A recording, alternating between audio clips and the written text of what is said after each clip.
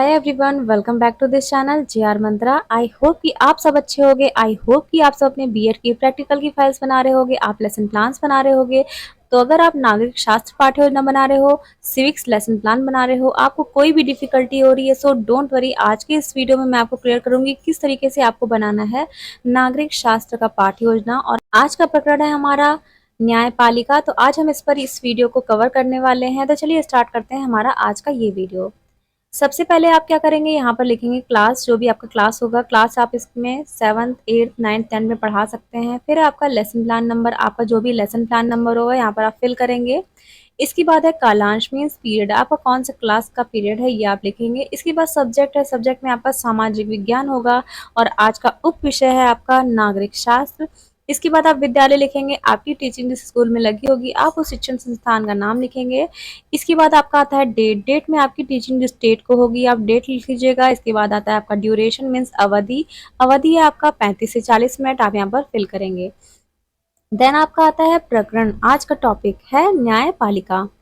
अब हम देखते हैं आगे है सामान्य उद्देश्य या जनरल एम्स। जनरल एम्स या जनरल ऑब्जेक्टिव्स क्या होता है, आपके नागरिक शास्त्र पाठ्य योजना पढ़ाने से आप बच्चों में क्या क्या चीजें डेवलप करते हैं, इसी को कहते हैं सामान्य उद्देश्य। तो यहाँ पर देखिए, छात्रों में सामाजिक विज्ञान विषय के प्रति रुचि उत्पन्न करना, छात्रों का सामाजिक विकास करना, छात्रों में नागरिक गुणों का विकास करना, छात्रों का बौद्धिक विकास करना, छात्रों को नागरिक शास्त्र विषय की सामान्य जानकारी प्रदान करना, छात्रों को सामाजिक विज्ञान की दैनिक जीवन में उपयोगिता बताना। नेक्स्ट आपका आता है विशिष्ट उद्देश्य। अब आपका विशिष्ट उद्देश्य क्या होता है, आपका जो आज का टॉपिक है, आज का प्रकरण है न्यायपालिका। तो न्यायपालिका टॉपिक पढ़ाने से आप बच्चों में क्या क्या चीजें डेवलप करते हैं, इसी को कहते हैं स्पेसिफिक ऑब्जेक्टिव्स या विशिष्ट उद्देश्य। तो यहाँ पर देखिए, ज्ञानात्मक और बोधात्मक दो उद्देश्य हैं। विद्यार्थी न्यायपालिका के बारे में ज्ञान प्राप्त कर सकेंगे, विद्यार्थी न्यायपालिका के विभिन्न कार्यों में अंतर स्पष्ट कर सकेंगे। कौशलात्मक उद्देश्य में आप लिखेंगे, विद्यार्थी न्यायपालिका से संबंधित ज्ञान को व्यक्त कर सकेंगे।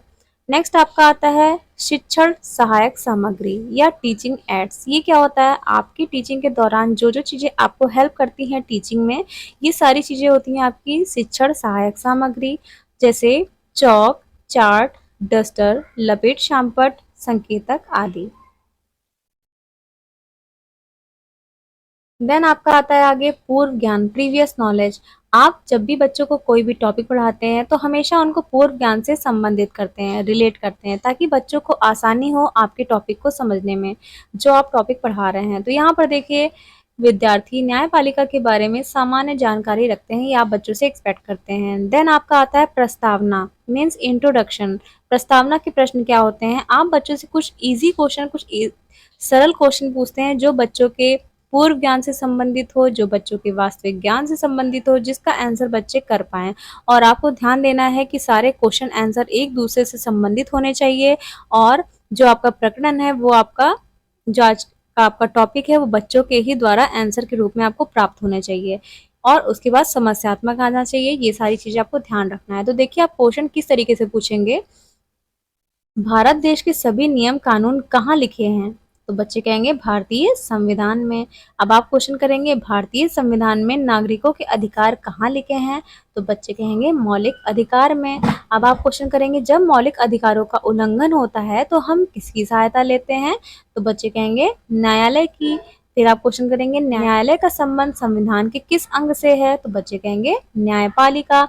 अब आप क्वेश्चन करेंगे न्यायपालिका के बारे में आप क्या समझते हैं, तो यहाँ पर आ जाएगा आपका समस्यात्मक, बच्चे आंसर नहीं कर पाएंगे। तो आप देख रहे हैं कि किस तरीके से आपको क्वेश्चन करना है, बच्चे जो आंसर कर रहे हैं वो आप दूसरे क्वेश्चन में ला रहे हैं उस आंसर को। तो इस तरीके से रिलेट करके सारे क्वेश्चन एक दूसरे से संबंधित करके आपको क्वेश्चन करने हैं। और आप देख रहे हैं ये आपकी प्रश्नोत्तर विधि है, क्योंकि आप प्रश्न पूछ रहे हैं, बच्चे उत्तर दे रहे हैं। अब देखिए है आपका उद्देश्य कथन। छात्रों, आज हम न्यायपालिका के बारे में विस्तार पूर्वक अध्ययन करेंगे। जब भी समस्यात्मक आएगा टॉपिक का, तो आप टॉपिक के बारे में बताएंगे बच्चों को इस तरीके से कि आज हम इसके बारे में पढ़ने वाले हैं। देन आता है आपका आगे प्रस्तुतिकरण। इसमें देखिए, प्रस्तुतिकरण में प्रेजेंटेशन क्या है, आप बच्चों के सामने अपने इस टॉपिक को किस तरीके से प्रेजेंट करते हैं बच्चों के सामने, यही होता है आपका प्रस्तुतिकरण। तो आप देख रहे हैं इसमें कुछ कॉलम्स बने हुए हैं। Serial number, teaching point, प्यूपिल teacher activity, student activities, teaching method, evaluation और ब्लैक बोर्ड। तो आप देख रहे हैं कि किस तरीके से आपको ये कॉलम बनाने होंगे। अगर आपकी कॉपी है जो फेल है, अगर उसमें कॉलम नहीं बने हैं तो आपको इस तरीके से कॉलम बनाने होंगे। और आपको ध्यान देना है कि जो आपके टीचिंग पॉइंट है वो आपके 2 से 3 टीचिंग पॉइंट आपको पढ़ाने होते हैं, शिक्षण बिंदु पढ़ाने होते हैं, क्योंकि आप लॉन्ग लेसन प्लान बना रहे हैं। ठीक है, बच्चों को पार्ट्स पार्ट्स में, खंडों खंडों में डिवाइड करके अपने इस टॉपिक को पढ़ाएंगे, ताकि बच्चे थोड़ा समझेंगे, फिर आप उसका क्वेश्चन पूछेंगे, फिर थोड़ा और समझेंगे, आप उससे भी क्वेश्चन करेंगे। इस तरीके से आप व्याख्यान विधि का यूज करेंगे, प्रश्नोत्तर विधि का यूज करेंगे, प्रदर्शन विधि का यूज करेंगे। तो ये सारी चीजें आपको ध्यान देनी है। तो देखिए, सबसे पहले आप बताएंगे न्यायपालिका के बारे में कि न्यायपालिका क्या होता है। तो उसके पहले आप विकासात्मक प्रश्न पूछेंगे। समानता का अधिकार क्या है? तो बच्चे कहेंगे मूल अधिकार। अब आप क्वेश्चन करेंगे मौलिक अधिकारों की रक्षा कौन करता है? तो बच्चे कहेंगे न्यायपालिका। फिर आप क्वेश्चन करेंगे न्यायपालिका से आप क्या समझते हैं? तो बच्चे मौन हो जाएंगे, आंसर नहीं कर पाएंगे। यहाँ पर आपका प्रश्नोत्तर विधि यूज होगा। अब आप करेंगे यहाँ पर स्पष्टीकरण। आप बच्चों को एक्सप्लेनेशन देंगे, व्याख्यान विधि यहाँ से प्रयोग होगा आपका, और आप बच्चों को अपने टॉपिक को समझाएंगे कि क्या होता है न्यायपालिका। न्यायपालिका संविधान का एक प्रमुख अंग है। हमारे देश में केंद्र एवं राज्यों के लिए पृथक पृथक न्यायपालिका को न अपनाकर एकीकृत न्यायपालिका को अपनाया गया है। न्यायपालिका का प्रमुख कार्य नागरिकों के अधिकार की रक्षा के साथ साथ संविधान की रक्षा करना भी है। यह सरकार को निरंकुश होने से रोकती है। तो ये हो गया आपका स्पष्टीकरण। आप बच्चों को बहुत लेंदी एक्सप्लेनेशन नहीं देंगे कि बच्चे समझ ही ना पाए। कुछ बच्चों को शॉर्ट में ही एक्सप्लेनेशन देंगे, व्याख्या करेंगे बच्चों के सामने, ताकि बच्चे उसको अंडरस्टैंड कर पाए। और आप क्या करेंगे, उसी अपने व्याख्या में से क्वेश्चन करेंगे, ताकि बच्चे और अच्छे से इस टॉपिक को समझ सकें।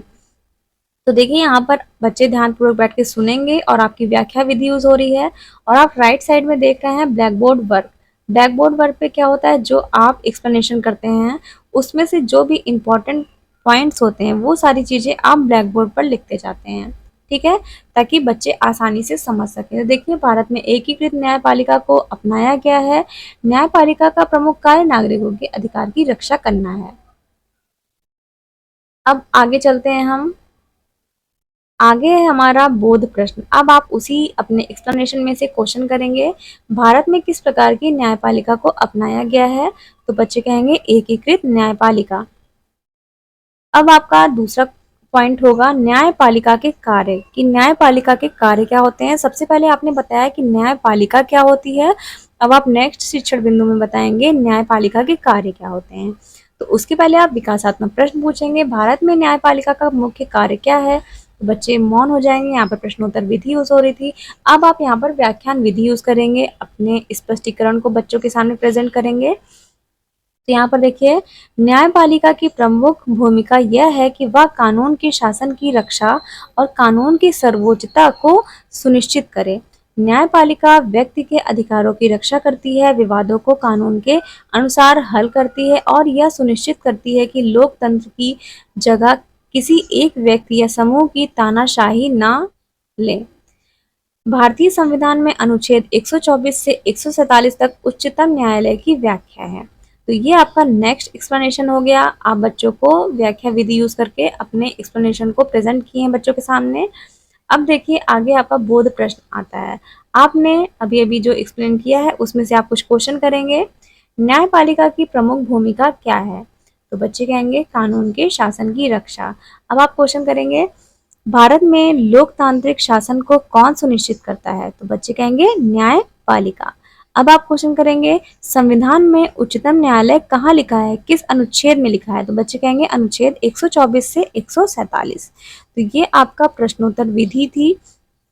आप बच्चों से क्वेश्चन कर रहे थे, बच्चे आंसर कर रहे थे उसका। अब आपका आता है श्यामपट्ट सारांश। जो अभी मैंने आपको बताया, जो भी इंपॉर्टेंट पॉइंट्स देखिए, जैसे कि आपने जो नेक्स्ट एक्सप्लेनेशन दिया है उसमें कि ये क्या है, आपके इंपॉर्टेंट पॉइंट्स है जो आप ब्लैक बोर्ड पर लिखेंगे। भारतीय संविधान में अनुच्छेद 124 से 147 तक उच्चतम न्यायालय के बारे में लिखा है। अब देखिए, जो श्यामपट्ट सारांश यहाँ पर लिखा हुआ है ये क्या है, जो भी अभी आपने एक्सप्लेन किया है अपने ब्लैक बोर्ड पर लिखे हैं आप इंपॉर्टेंट पॉइंट्स को, वो सारी चीजें आप बच्चों से अपने नोटबुक में लिखने को बोलेंगे। तो यहाँ पर देखिए, श्यामपट्ट पर लिखी बातों को बच्चे अपनी कॉपी पर नोट कर लें। आप बच्चों को इंस्ट्रक्शन देंगे और बच्चे क्या करेंगे, उसको अपनी कॉपी में लिखेंगे। अब है आपका निरीक्षण कार्य। जिस टाइम बच्चे अपनी अपनी नोटबुक में लिख रहे होंगे, उस टाइम आप क्लास में राउंड लगा के देखेंगे, इंस्पेक्शन वर्क करेंगे, निरीक्षण करेंगे कि सारे बच्चे लिख रहे हैं कि नहीं। क्लास में आप घूम घूम कर चेक करेंगे। इसके बाद देखिए आगे है हमारा पुनरावृत्ति के प्रश्न। पुनरावृत्ति के प्रश्न क्या होते हैं? आपने अभी तक जितना भी एक्सप्लेन किया है, जितना भी आपने अभी तक पढ़ाया है, उसमें से आप कुछ पूरे में से क्वेश्चन करेंगे ताकि बच्चों का एक बार और रिवीजन हो सके, आप बच्चों का मूल्यांकन कर सके कि बच्चों को समझ में आया कि नहीं आया है। तो देखिए पुनरावृत्ति के प्रश्न आप पूछेंगे, मौलिक अधिकारों की रक्षा कौन करता है? तो बच्चे कहेंगे उच्चतम न्यायालय। अब आप क्वेश्चन करेंगे, भारत में किस प्रकार की न्यायपालिका को, न्याय प्रणाली को अपनाया गया है? तो बच्चे कहेंगे एकीकृत न्याय प्रणाली। अब आप क्वेश्चन करेंगे, भारत में लोकतांत्रिक व्यवस्था को कौन सुनिश्चित करता है? तो बच्चे कहेंगे न्यायपालिका। उच्चतम न्यायालय के अनुच्छेद संख्या बताइए 124 से 147 तक। ये आपका प्रश्नोत्तर विधि थी। अब आता है आपका होमवर्क। आप बच्चों को होमवर्क दे देंगे, गृह कार्य दे देंगे। सर्वोच्च न्यायालय पर एक संक्षिप्त टिप्पणी लिखिए। आप इसको बच्चों को होमवर्क दे देंगे और यहाँ पर आपका आगे ये लेसन प्लान एंड होता है। हमारा नेक्स्ट टॉपिक होगा दिव्यांगता एवं इसके प्रकार। तो आई होप कि आपको ये लेसन प्लान समझ में आया होगा, आप अंडरस्टैंड किए होंगे। तो अगर आपको डिफ़िकल्ट नहीं लगा हो, आपको ईज़ी लगा हो, आपके लिए हेल्पफुल रहा हो, तो आप प्लीज़ मेरे चैनल को सब्सक्राइब करिएगा, बेल आइकन प्रेस करिएगा ताकि जब भी मैं नेक्स्ट वीडियो अपलोड करूँ तो आपके पास फटाफट से नोटिफिकेशन चली जाए। और प्लीज़ गाइड कमेंट करिएगा कि आपको समझ आया कि नहीं ये लेसन प्लान। और please like share and subscribe. Thank you so much guys for watching this video.